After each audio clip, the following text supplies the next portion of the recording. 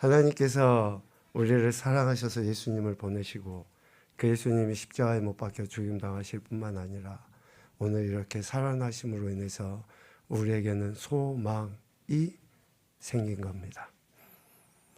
그 소망이 무엇입니까? 우리는 태어나서 죽을 때까지 여전히 사망과 질병과 고통과 아픔과 시련과 연단과 환난과 핍박 속에 살아갈 수밖에 없어요. 그런데 그 예수님으로 말미암아 우리는 더 이상 그러한 것에 얽매이지 아니하고 진정 하나님께서 우리에게 주신 참된 자유, 그 소망을 누리며 살아갈 수 있게 된 존재가 되었다라는 것이죠. 왜 이런 일이 있을 수 있습니까? 예수님이 하나님의 아들이시고 하나님이시기 때문에 그렇습니다. 온 우주 만물의 주권자이시고 창조주이신 그분이 나 같은 죄인을 위해서 죽으시고 다시 살아나셨기 때문에 그렇다라시는 거예요. 예수님 다시 살아나심이 우리에게는 큰 축복이고 그 무엇과도 바꿀 수 없는 은혜이지만 예수님은 우리를 구원하시기 위하여 우리에게 이러한 소망을 주시기 위하여 자신에게 놓여져 있는 그 잔을 바라보시며 하나님 앞에 간절히 기도하십니다. 땀방울이 핏방울이 되도록 자신이 감당하셔야지 될 그 십자가, 모든 인생을 구원하셔야지 될 그 십자가의 짐이 얼마나 무거우셨으면 그렇게 기도하신 이후에 자신을 잡아 죽이려는 사람들 앞에 당당히 나아가십니다. 그것도 은 30에 팔려서. 은 30에 팔려서 예수님은 강도를 잡는 것과 같이 검과 몽치로 자신을 잡으려 하는 사람들 앞에 당당하게 나가시는 거예요. 그러면서 하셨던 말씀이 뭡니까? 이제는 너희의 때요 어둠의 권세로다. 누가복음 22장 53절에 주님 이렇게 말씀하십니다. 예수님을 잡아 죽이려고 하는 사람들의 때라는 거예요. 사망이 더욱더 극세하고 극심하게 나타나는 때이고 그 권세들이 모든 것을 주장하는 때라고 이야기하시면서 자신에게 주어진 그 십자가를 향해 나가시죠. 예수님이 이렇게 나가신 것은 결국 하나님의 말씀을 이루시기 위함입니다. 누가복음 9장 22절 말씀을 우리 한번 같이 보도록 하겠습니다. 시작. 이르시되 인자가 많은 고난을 받고 장로들과 대제사장들과 서기관들에게 버림받되어 죽임을 당하고 제3일에 살아나야 하리라 하시고 아멘. 예수님께서는 이미 자신이 어떠한 죽임을 당하실 것을 분명히 아셨음에도 불구하고 하나님께서 정하신 그 길, 십자가에서 죽는 길을 묵묵히 걸어가신 것이다. 그리고 오늘 다시 살아나셨다는 것입니다. 말씀대로 이루신 그 하나님의 놀라운 은혜가 오늘 우리에게도 주어진 줄로 믿습니다. 말씀대로 행하신 그 일들로 인해서 오늘 우리가 이렇게 기쁨으로 감사함으로 주님의 부활하심에 참여하고 그 은혜를 누리고 있는 것입니다. 오늘 누가복음 24장에 보면 다시 살아나신 예수님께서 여자들과 제자들에게 나타나셔요. 그런데 앞서 이야기한 것처럼 예수님께서는 많은 고난을 받고 죽임을 당하고 제3일에 살아나야 할 것에 대해서 몇 차례 말씀하셨거든요. 그런데 그 말씀을 기억하지 못한 자들이 보인 반응, 예수님이 살아나신 것에 대해 그 말씀을 기억하지 못한 자들의 반응은 어떠한가? 오늘 본문에 보면 예수님께서 부활하셨고 여인들이 알지 못하고 예수님의 무덤에 갔을 때에 예수님의 시체를 보지 못한 것으로 인해서 4절에 보니까 근심할 때에 라고 이야기, 근심할 때에. 예수님의 말씀을 기억하지 못할 때 나타나는 첫 번째가 근심이에요. 근심. 예수님은 아버지 하나님께서 자신에게 지워주신 그 짐, 그 십자가를 감당하시고 죽으셨죠. 말씀대로. 그리고 말씀대로 다시 살아나신 거예요. 그런데 이러한 말씀을 기억하지 못한 여인들은 근심하는 거죠. 깊이 슬퍼하는 거예요. 고통을 느끼는 거예요. 더 나아가서는 흔들린 거예요. 그 마음에 격동함이 생긴 거예요. 예수님의 말씀을 기억하지 못하니 빈 무덤을 보고 예수님이 계시지 아니하는 것으로 인해서 격동하고 흔들림의 그 상태에 빠지게 된 거죠. 시체가 있어야 되는데 있지 않은 거예요. 누가 도적질해 갔는가? 라는 그런 생각에 근심에 빠진 거죠. 예수님의 말씀을 기억하지 못할 때에 나타나는 반응이 근심이고 요동침이며 또 염려함이라는 것을 알 수 있어요. 여인들 뿐입니까? 오늘 본문에 보면 11절, 12절에 사도들 그 가운데 베드로에 대한 이야기를 합니다. 여인들이 예수님의 부활하심에 대해서 증언했을 때에 사도들과 베드로가 느낀 반응이 11절과 12절에 나와 있어요. 사도들은 그들의 말이, 즉 여인들의 말이 허탄한 듯이 들려 믿지 아니하였다라고 이야기해요. 허탄한 듯이 들려. 쓸데없는 소리라는 거예요. 신빙성이 없는 이야기라는 겁니다. 어리석은 이야기라는 거예요. 예수님이 부활하셨다고 하는 이 소식을 듣고 처음 사도들이 느끼는 그 감정은 야, 쓸데없는 소리 하지 마. 야, 세상에 무슨 그런 일이 있어. 야, 어리석게 무슨 그런 이야기를 하냐. 라는 거예요. 얼토당토 않은 그러한 소리라고 취급을 해버린 거예요. 그래서 믿지 아니합니다. 또 하나는 베드로의 모습을 봐보십시오. 이제 의심스러워요. 그 여인들의 말이. 어리석은 이야기고 쓸데없는 소리라고 해서 믿지 않아요. 그래서 베드로는 자기가 직접 눈으로 가서 보고 싶은 거예요. 일어나 무덤에 달려가서 구부려 들여다보니 어때요? 세마포만 보이고 예수님의 십자가 보이지 않는 거예요. 믿음이 없으니까 지금 자기가 보고 싶은 거예요. 직접 자기 눈으로 확인하고 싶은 거예요. 베드로가 막 예수님을 찾기 위해서 간 게 아니에요. 여인들의 이런 허탄한 듯이 들리는 그 말, 전혀 믿을 수 없는 그 말, 그것이 사실인지 아닌지 확인하고 싶은 거예요. 그래서 가서 보고 세마포만 놓여 있는 것을 보고 나서 어떤 마음이 생깁니까? 놀랍게 여기며 자기 집으로 돌아가 버려요. 놀랍게 여기며. 어떠한 신비적인 종교적인 그러한 의식으로 베드로가 여겼다라는 거예요. 어떤 기적이나 또 마술적인 그런 행위로 여기게 된 거죠.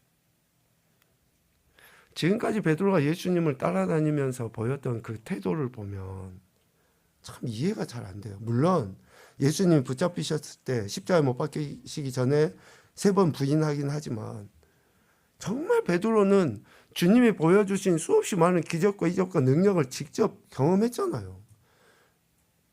그런데 놀랍게 여기는 거예요. 어떤 마술적인 행위 정도로, 신비함 정도로 여겨버린 거예요. 왜 이런 문제가 생깁니까? 왜 사도들이, 왜 베드로가, 그리고 처음에 예수님의 십자를 만나러 갔던 여인들에게 왜 근심이 생기고 왜 놀라운 이런 감정에 휩싸이냐고요. 뭐 때문에? 주님의 말씀을 기억하지 못하기 때문에 그런 거예요. 주님이 하신 그 말씀을 기억하지 못하니 저들 안에는 근심이, 허탄한 듯이 들려 믿지 아니함이, 또 놀랍게 여김이 생긴 거예요. 우리의 신앙과 삶에서 왜 우리가 염려를 합니까? 왜 염려가 생겨요? 또 어쩌면 더 나아가서 왜 우리가 예수님 믿는다고 하는 그 믿음을 저버리고 되려 세상에 나아가 세상과 짝하며 살게 됩니까? 왜 그렇죠? 왜? 예수님의 말씀을 기억하지 못하기 때문에 그래요.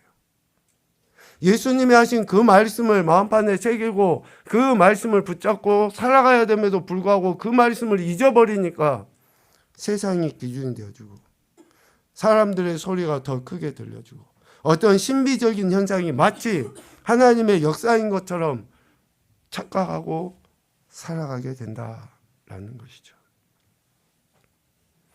예수님의 말씀, 즉 하나님의 말씀을 기억하지 못하기 때문에 그런데 예수님의 말씀을 그럼 기억한다고 하는 것은 무엇일까?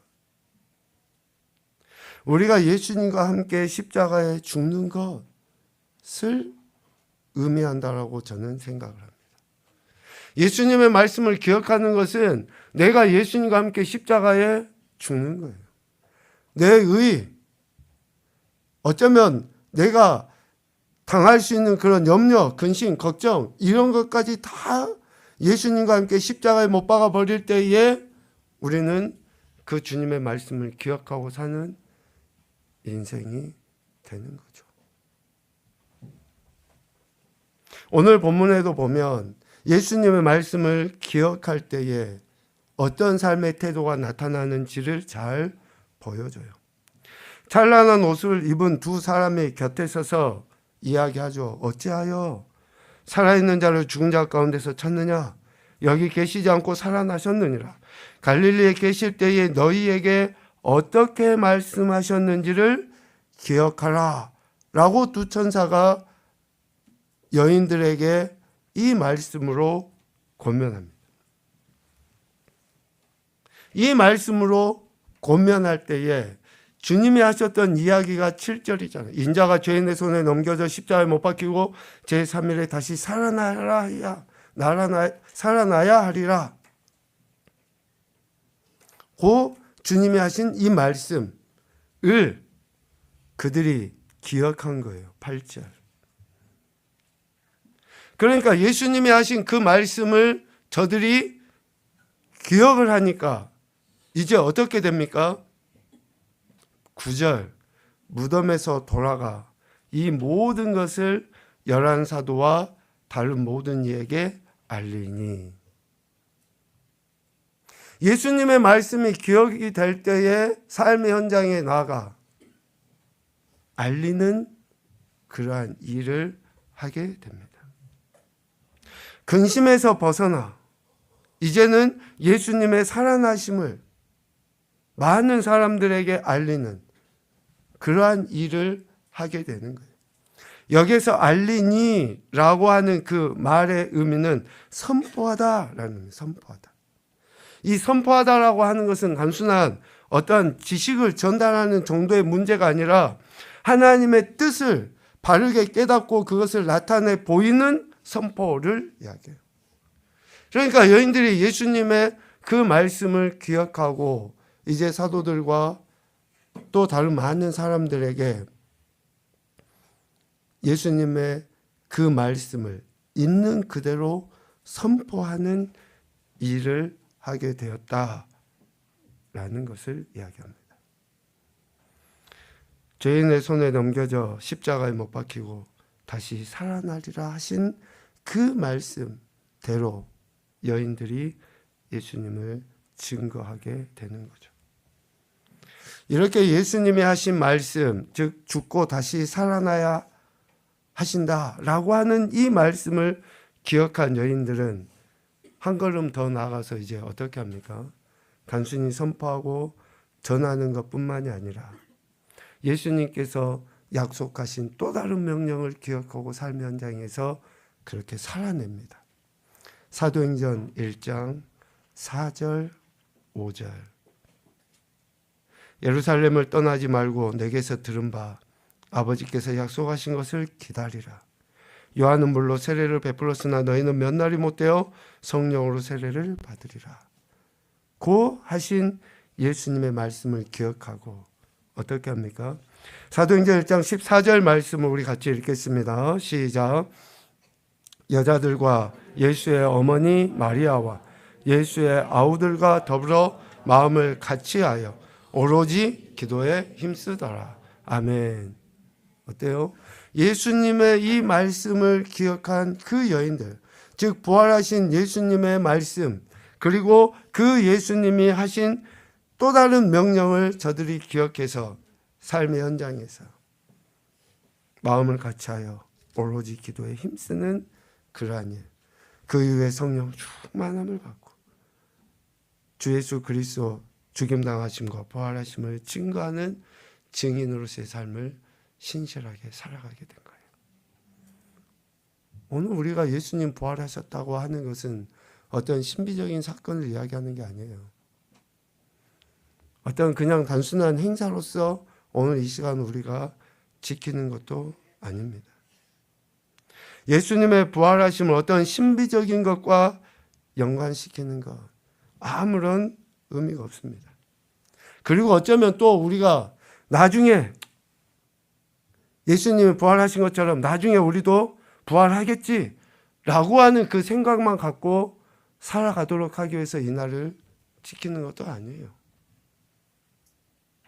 예수님의 죽으심과 부활하심의 의미를 그렇게 축소시키는 어리석은 것이 아니라 정말 예수님의 말씀을 기억하고 지금 이 땅에서 그 주님의 말씀을 삶으로 살아내는 것이 진정 부활의 의미를 우리가 깊이 새기며 살아가는 그런 참된 모습이 아닌가 생각을 해보게 됩니다. 그 말씀을 기억하고 지금 이 땅에서 살아내는 것이 더 중요하다라는 것입니다. 살아나신 예수님을 전하는 일, 즉 성령 충만함을 받고 성령이 말하게 하심을 따라 말하기를 시작하는, 알리는, 전하는, 선포하는 것이 지금 우리가 이 땅에서 부활하신 주님을 만난 자들의 삶의 태도여야 한다라는 것을 이야기합니다. 예수님의 부활하심이 잠자는 자들의 첫 열매가 되셨다. 그래서 우리도 그 예수를 믿을 때 부활한다 라고 하는 것이 단순한 이론이 아니라 정말 내 삶의 현장에서 그 주님, 부활하신 주님을 선포하는, 알리는, 주님의 말씀을 기억하고 그렇게 살아내는 삶을 사는 것으로 하나님의 영광도 드러낼 뿐만 아니라 마지막 주님 앞에 섰을 때에 진정한 칭찬과 인정받는 복된 인생이 되지 아니할까라는 그런 생각을 합니다.